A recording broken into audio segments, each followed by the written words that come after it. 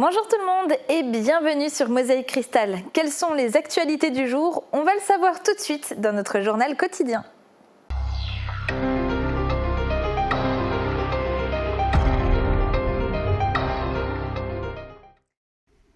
Si vous ne pouvez pas vous rendre à la médiathèque de Bitche, c'est elle qui va se déplacer pour vous.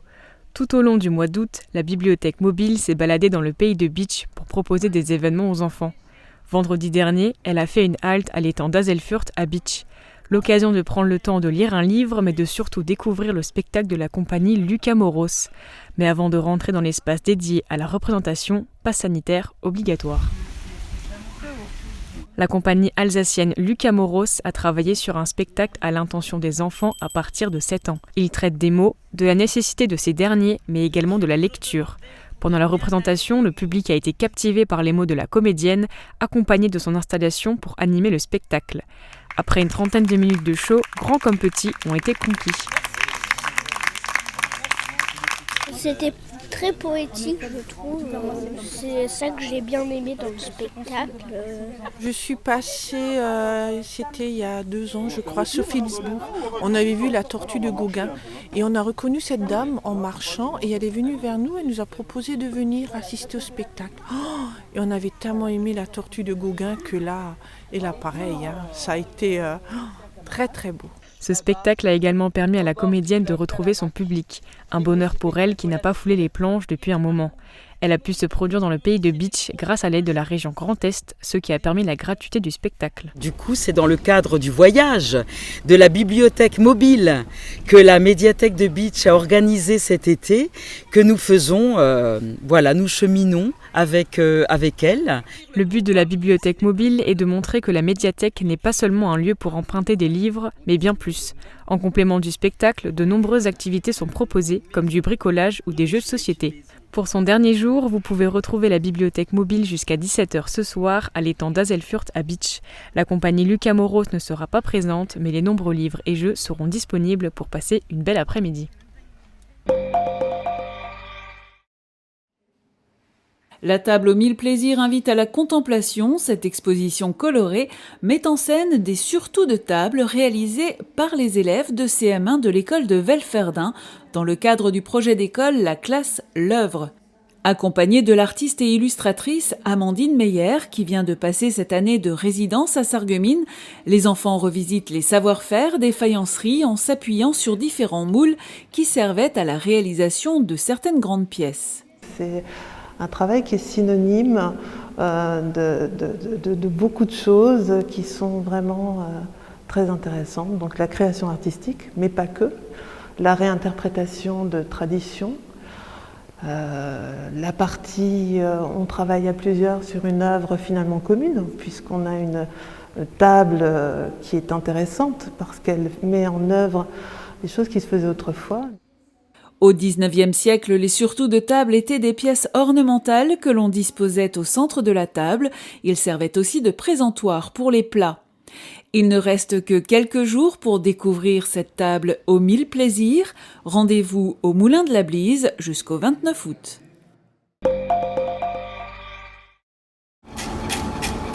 Megan Wetzel a toute la cuisine pour elle. Les vacances scolaires ne sont pas encore terminées, les locaux du CFA Henri Nominet à Sarreguemines sont donc encore vides. De son côté, Megan vient d'achever son apprentissage à l'auberge Saint-Walfried. Elle en profite pour s'entraîner pour la finale du concours culinaire Kikoman. Elle devait avoir lieu en mars dernier, mais a été reportée au mois d'octobre. Un peu stressée, disant que l'approche du concours ça arrive. Et non, motivée, surtout motivée. Ça m'apporte de gérer mon poste, gérer le temps, me mettre bien en place pour le concours, afin que quand j'irai là-bas, que je puisse le faire les doigts dans le nez, quoi. Lors de la finale, Megan aura 3 heures pour préparer 2 plats, une entrée froide et une entrée chaude à base de sardines. Le concours se déroulera à Paris, où elle fera face à 7 autres apprentis. Pour s'habituer à travailler dans des cuisines qu'elle ne connaît pas, elle ira aussi s'entraîner notamment aux Laurentides à Lemberg. Elle y retrouvera le chef Mathieu Otto, qui la guide depuis le début dans son projet. Je sais que derrière moi, j'ai une équipe, j'ai des collègues qui sont prêts à m'aider. Et ça me ramène beaucoup de réconfort déjà. C'est un beau projet. te dire une fois, voilà, tu arrives à faire un concours. La première place, c'est un voyage au Japon. Donc voir plein de choses au Japon sur le thème de la cuisine, ça apporte aussi beaucoup de choses. Ça voit des choses qu'on ne voit jamais ici chez nous. Megan a d'abord commencé un bac professionnel en boulangerie-pâtisserie avant de se tourner vers la restauration, qui a été pour elle une révélation. Aujourd'hui, âgée de 21 ans, elle a terminé son apprentissage au CFA de Sarreguemines et elle espère intégrer les cuisines de l'auberge Saint-Walfrid. La tribune de 1500 places est encore vide, mais les enfants du charbon sont déjà dans leur personnage. Si pour certains le rôle est de composition, pour Hubert, le bleu de travail n'est pas qu'un costume. En l'enfilant, ce sont les souvenirs d'une vie qui remontent du fond. Ça fait toujours un petit pincement au cœur, de remettre le foulard, de remettre le casque, de remettre la batterie. Après, c'est pour transmettre au public, pour leur faire ressentir un peu l'âme du mineur, la camaraderie, les moments quand il y a un accident au fond. On ne peut pas appeler le 18. Il faut déjà premièrement être solidaire et essayer au plus vite d'aider le camarade qui est blessé. Moi je serai devant Saint-Pierre avec mon casque de mineur et ma frappe tout noire. Je m'excuserai d'avoir sali les nuages. Malgré la dureté du métier, cette solidarité demeure intacte 17 ans après la fermeture du puits de la Houve, dernière mine de charbon de France. Une épopée humaine que tentent d'immortaliser les enfants du charbon. Il ne faut pas que l'histoire des mineurs disparaisse, parce que c'est ça, ils mourraient 2 fois. Ici, le titre de ce spectacle au départ, c'était « Enfants du charbon, peuple fier ». Je souhaite que la Moselle soit un peuple fier de son histoire, fier de son passé, mais aussi fier et ambitieux pour son avenir.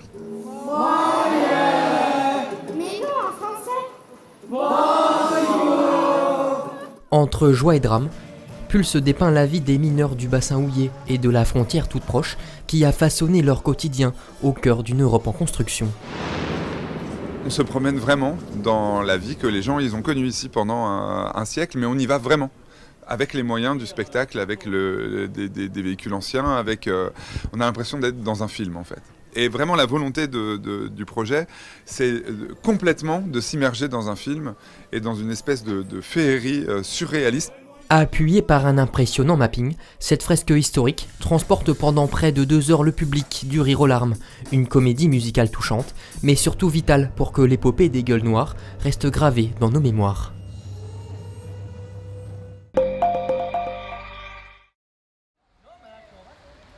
Après un passage à Sarreguemines, la caravane du sport s'est arrêtée à Großbliedersdorf dans le cadre d'une journée centrée sur la découverte de pratiques sportives.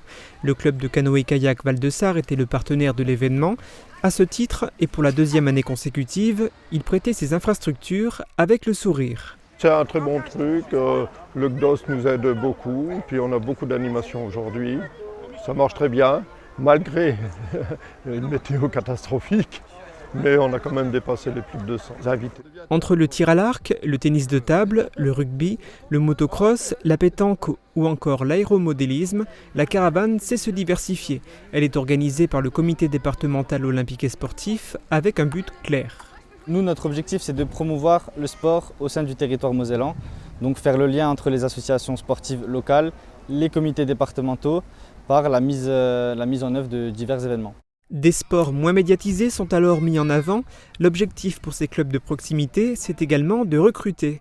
La période des Jeux Olympiques est généralement bénéfique pour eux, mais la Covid est passée par là. La crise sanitaire fait que ça a été un peu compliqué pour recruter. Maintenant, on a de nombreux clubs, une 50aine en Moselle, qui travaillent d'arrache-pied pour essayer d'attirer du monde tous les ans. On a bon espoir que les prochaines saisons soient positives pour nous. Et la caravane semble fonctionner. Le fait d'accueillir tout ça, on a eu beaucoup de nouveaux, des très petits, qui ont commencé à s'initier au canoë-kayak. Donc on fait pas mal de cours avec les petits. Dans d'autres stands, on ne cherchait pas à recruter, mais juste à promouvoir le sport. Par exemple, des étudiants en kinésithérapie proposaient des massages gratuits pour soulager les athlètes de la journée. En cette période paralympique, les visiteurs pouvaient aussi s'essayer au handisport en pratiquant des activités comme la boccia, un cousin proche de la pétanque. L'objectif reste le même, s'amuser et promouvoir le sport pour tous.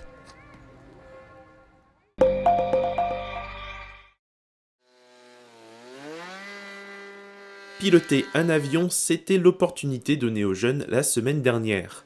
Ils ont pu le faire dans le cadre des tickets sport-culture, des passeports leur permettant de pratiquer et découvrir des activités durant les vacances. Un dispositif organisé par la ville de Sarreguemines avec le concours des associations culturelles et sportives. Victor fait partie des 6 inscrits qui ont voulu s'essayer à l'aéromodélisme. Ça a l'air facile, mais c'est un peu compliqué quand même. Mais après, au bout de 2-3 jours, c'est bien. Là, on s'amuse bien comme on sait faire. C'est à Blisbruck que les membres du club Les Ailes sarregueminoises leur ont enseigné les bases de la discipline avec des avions d'entraînement. En cas de difficulté majeure, le formateur est là pour assurer les arrières avec une deuxième télécommande. Pour le club, c'est une manière de partager leur activité et de gagner des nouveaux membres. Mais les jeunes inscrits se font rares. Ils viennent ici au terrain, ils veulent voler, et puis ils sortent leur tablette et ils commencent à jouer à autre chose. Ils ne sont plus tellement intéressés. Ça les ennuie des fois à voler. Durant cette séance, tout s'est bien passé. L'atterrissage s'est fait en douceur.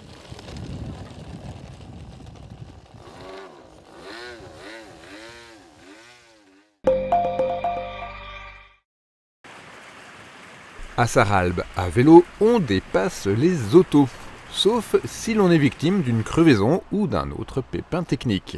Pour parer à ces tracas, la commune propose désormais une borne d'entretien et de réparation de vélos en libre service.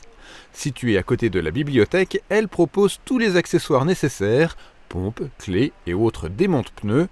Avec cet équipement, la commune souhaite simplifier la vie des cyclotouristes venus découvrir Sarralbe et ses environs. La bicyclette.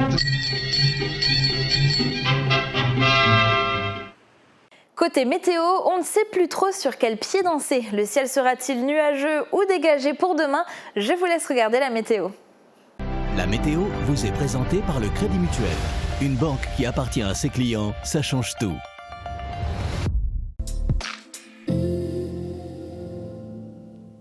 Bonjour tout le monde, pour demain, le ciel sera une nouvelle fois un peu plus nuageux avec de faibles pluies le matin. Elles pourront perdurer localement l'après-midi, mais globalement, le temps s'améliore dans le courant de la journée.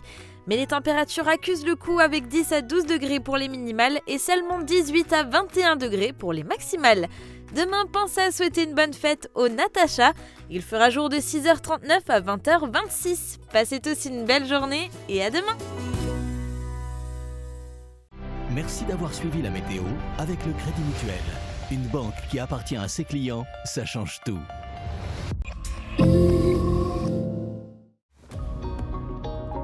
Il paraît que les appareils auditifs ne tiennent pas bien, qu'on les perd facilement. Alors aujourd'hui, on a des outils comme celui-ci, c'est un scanner en 3 dimensions. On va scanner l'intérieur de votre conduit auditif et on va avoir quelque chose qui va coller parfaitement sur mesure. Donc il n'y a plus de risque de perte et c'est facile à mettre. Et si les créateurs italiens influençaient l'aménagement de votre maison?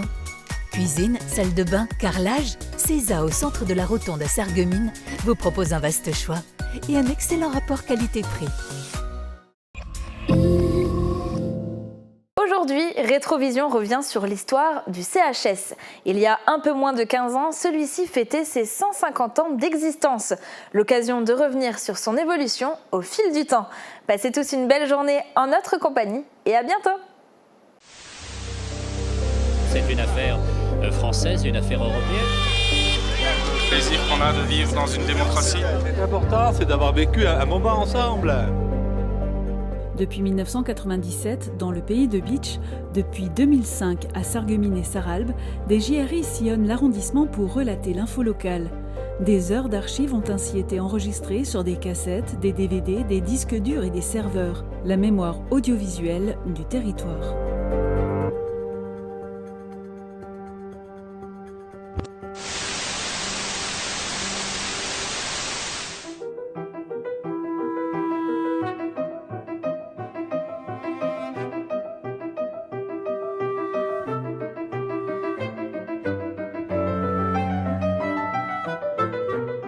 De l'asile d'aliénés au centre hospitalier spécialisé de Sarreguemines, plus d'un siècle se sera écoulé, marqué par 2 guerres, l'invention de la psychanalyse et la découverte du neuroleptique. Il n'y a pas eu de grande révolution au niveau de la chimie. Il ne faut pas considérer que les médicaments, c'est fantastique. Hein. Mais par contre, il y a eu des médicaments de plus en plus ciblés. La loi de 1838 a structuré juridiquement la prise en charge des malades mentaux. C'est la naissance des asiles départementaux et le début du véritable grand renfermement. Mais ce n'est qu'en 1871, sous l'annexion de la Lorraine à l'Empire allemand, que le chancelier impérial ordonna la construction d'un asile d'aliénés à Sarreguemines, en bordure de Sarre, au lieu dit Steinbach. C'était des grands bâtiments, des grands dortoirs de, 20 lits, je ne sais plus. L'établissement est principalement destiné à accueillir les malades mentaux de Moselle. Sur 44 hectares de terre seront aménagés un hôpital avec des pavillons de style néo-roman et des bâtiments agricoles. Tout est prévu pour fonctionner en autarcie, loin du monde.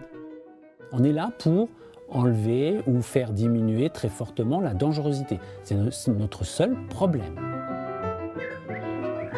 Coupés des familles et du monde, c'est dans le cimetière de l'asile, dont il reste encore quelques vestiges, que sont enterrés les malades jusqu'en 1939. Les soins sont dispensés par les sœurs Saint-Vincent de Paul, placées sous l'autorité des médecins allemands. On recrute des gardiens, de bonnes conditions, souvent issus de la paysannerie et peu formés. Ils sont chargés de veiller sur les malades pour le meilleur et pour le pire. En 1919, la Moselle redevient territoire français. Nombre d'infirmiers allemands sont licenciés et des cours de français sont dispensés aux infirmiers.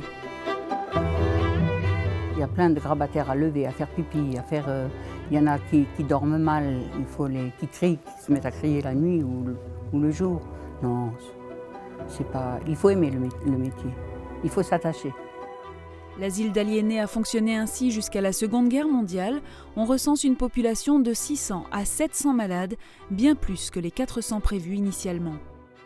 En 1939, 700 malades sont évacués et relogés à l'hôpital psychiatrique de Cadillac, près de Bordeaux. Certains succomberont à la famine sous le régime de Vichy qui laissait mourir ses fous. Dans un contexte polémique, le Conseil général entreprend la reconstruction de l'hôpital psychiatrique. Les travaux s'échelonnent de 1954 à 1959 et concernent principalement la réhabilitation des vieux pavillons de l'ancien hôpital. Je suis arrivé le 7 mars 1955 au centre, quoi. Il n'y avait que les CRS, là. Ils sont partis plus tard, quoi. Ils sont partis vers les fin 56, je crois, ils sont partis. Sarreguemines a donc ouvert ses portes, je crois, en 1957, si mes souvenirs sont bons, pour 2 raisons essentielles. La première, c'était la création des quartiers de sûreté, de l'UMD, et 2 autres pavillons qui s'appelaient Charcot et Pinel, ou qui recevaient des malades mentaux, je dirais, habituels, enfin, qui n'étaient pas dangereux. Il y avait un pavillon, le pavillon Charcot, où j'étais moi. C'était que des femmes, des infirmières. Et à côté, il y avait un autre pavillon qui était que les hommes. Il n'y avait pas la mixité. L'hôpital fermé en 1939 rouvre ses portes le 19 novembre 1957. À l'ouverture, une seule section de sûreté baptisée Cabanis accueille les malades difficiles. Lausier n'ouvrira ses portes qu'1 an plus tard, en 1958. 2 autres pavillons, Charcot et Pinel, reçoivent les malades réadaptables à la vie agricole, provenant essentiellement de l'hôpital psychiatrique de Lorquin, alors surpeuplé. Le service des enfants Bourneville a vu le jour en 1959 avec une capacité de 90 lits pour atteindre le double en 1960. À cette date, le centre psychothérapique fonctionne à pleine capacité avec 766 malades hospitalisés. Le nouveau plan national d'équipement sanitaire et social instaure la sectorisation. Un nouveau programme de réorganisation donne jour aux pavillons de secteur. Le préfet de la région Lorraine, en présence du président du Conseil général et le maire de Sarreguemines, scellèrent officiellement la pierre de fondation des nouveaux services psychiatriques sectorisés le 7 décembre 1965.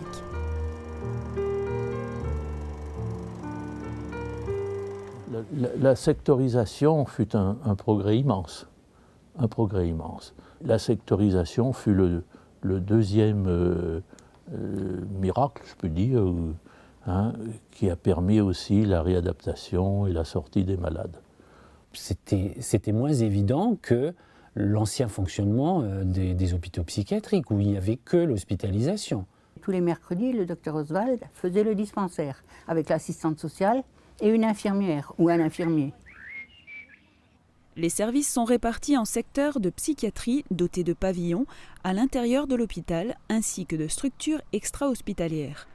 Centres médico-psychologiques, hôpitaux de jour et centres d'accueil thérapeutique à temps partiel sont implantés à Sarreguemines, Bitche, Frémin-Merlebach, Forbach pour une population totale de plus de 200 000 habitants. Autant de structures destinées à rapprocher le patient de sa famille. Parallèlement, le nombre de lits diminue. L'hôpital psychiatrique change à nouveau de dénomination et devient le centre psychothérapique de Sarreguemines. La prise en charge des malades dangereux date de 1957. Dès la réouverture du centre psychothérapique, les anciens locaux de l'asile d'aliénés sont affectés à l'accueil des malades difficiles. Nommés tour à tour quartier de sûreté, quartier de force, quartier de haute sécurité et unité pour malades difficiles, il n'en reste pas moins que la dangerosité des patients nécessite des dispositions de sécurité particulières et des soins adaptés. Au départ, quand ces malades sont venus donc à Sarreguemines, la plupart d'entre eux, à ce moment-là, venaient de Heurt. Heurt avait une unité pour malades difficiles assez importante. Et ces malades ont été, à un certain moment, rapatriés, je dirais, sur Sarreguemines. Et nous avions quand même, par l'intermédiaire de nos collègues de Heurt, une certaine idée concernant donc, les mesures à prendre, surtout au niveau sécurité. Le dispositif de sécurité n'a pas beaucoup bougé toutes ces années parce qu'il était au point. Et parce qu'il reposait sur quelque chose qui, à mes yeux, était fondamental, c'était une espèce d'entraide, de proximité très forte des infirmiers. Le nombre de personnel était plus élevé que dans les autres pavillons. C'était 1 pour 6 obligatoirement. Alors donc 1 pour 6, ça va déjà mieux que 3 pour 80, c'est évident. Donc la surveillance était bien exercée. En principe, on ne pouvait pas ouvrir une porte sans que l'autre soit fermée pour éviter l'évasion. Une équipe de sécurité a été mise en place en octobre 2005. Suite au drame de Pau, cet effectif a été renforcé en janvier 2006. Les bips d'alerte ont été généralisés à l'ensemble du personnel en contact direct avec le patient. En France, seuls 4 établissements sont équipés pour accueillir ces patients.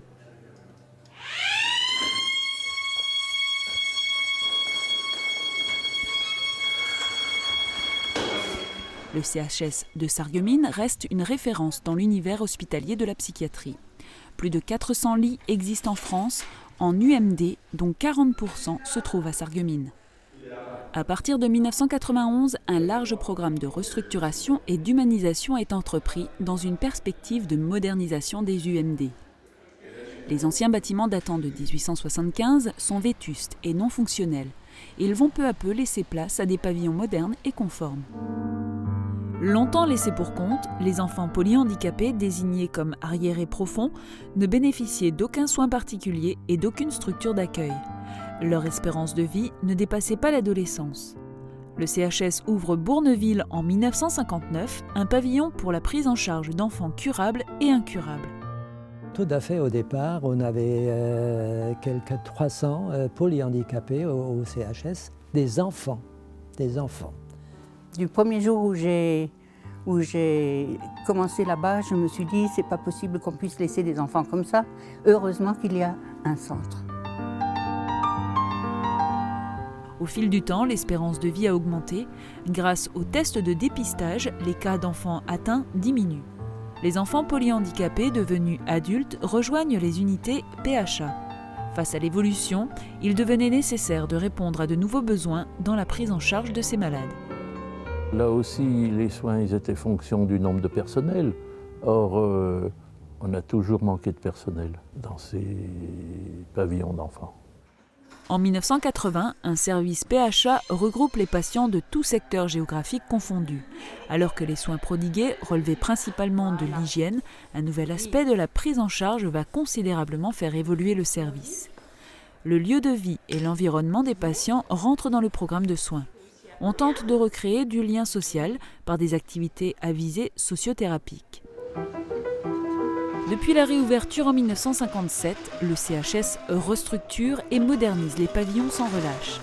Extension du pavillon La Roseraie en 2006, réhabilitation des Glycines en 2004, restructuration du pavillon Les Lilas en février 2006.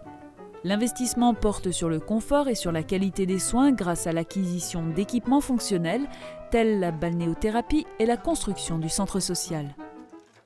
Pour répondre aux besoins de santé d'une population vieillissante, une unité de soins de longue durée ouvre ses portes en 1988. Cette unité, appelée les Myosotis, a fait l'objet de travaux de réhabilitation et d'extension en 2001. Début des années 70, nouvelle dénomination, le CHS. Jusqu'alors, les patients hommes et femmes étaient soignés dans des unités séparées. Le 1er novembre 1972, les pavillons de secteur deviennent mixtes. Plus de 23 millions d'euros sont consacrés au projet d'établissement qui vise à rénover les unités d'hospitalisation.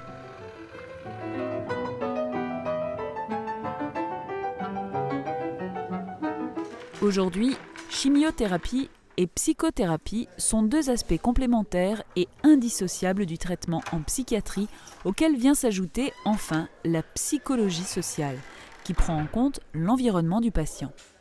Le CHS crée en 2004 le pôle de réadaptation psychosociale.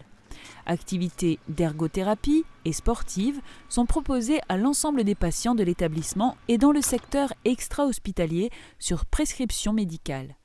Méthode thérapeutique utilisée dès l'ouverture de l'hôpital, l'ergothérapie s'est considérablement développée. Elle est aujourd'hui au cœur de la réadaptation psychosociale. L'ergothérapie est un lieu où on va pouvoir au quotidien vivre, découvrir, faire des choses, travailler, échanger avec d'autres personnes. Les difficultés de la vie. Aujourd'hui, plus personne n'est à l'abri d'une dépression. Une prise de conscience de la fragilité humaine et surtout moins d'ignorance nous conduisent à porter un regard plus indulgent envers ceux qui sont frappés par la maladie mentale. On a pris conscience quand même de plus en plus qu'on ne pouvait pas laisser des gens dans un état végétatif ou dans un état comme ça, hein. Je pense, moi, personnellement, hein, quand même une évolution positive dans le bon sens. Hein. Moi, je trouve ça bien qu'ils soient soignés, surtout dans une institution comme ça, quoi. Par rapport à une paire d'années, on les considérait peut-être comme des pestiférés. Peut-être qu'aujourd'hui, on les considère un peu plus comme des malades. Peut-être une évolution dans ce sens-là. Dans le temps, on n'était que fous. Maintenant, on est schizophrène, on est ceci, on est cela. Vous voyez, on différencie quand même les maladies. Hein. Et ça, je crois que le fait d'appeler une personne folle, c'est pas bien. C'est toujours quelque chose de spécial. Hein. On ne peut pas se forger une opinion facilement. Il faut y être confronté. Quoi. C'est pas évident. Fou, quand on parle de fou, ça marquait déjà une certaine distance. Hein. Pour moi, ils sont pas fous, bon, ils sont malades. Voilà. Le CHS de Sarreguemines œuvre pour la reconnaissance des maladies de santé mentale dont la prise en charge est aussi importante pour la société que celle du domaine somatique, qu'il s'agisse de la chirurgie ou de la médecine. Pour ce faire, il faut s'affranchir des conséquences de certains faits divers largement exploités par les médias.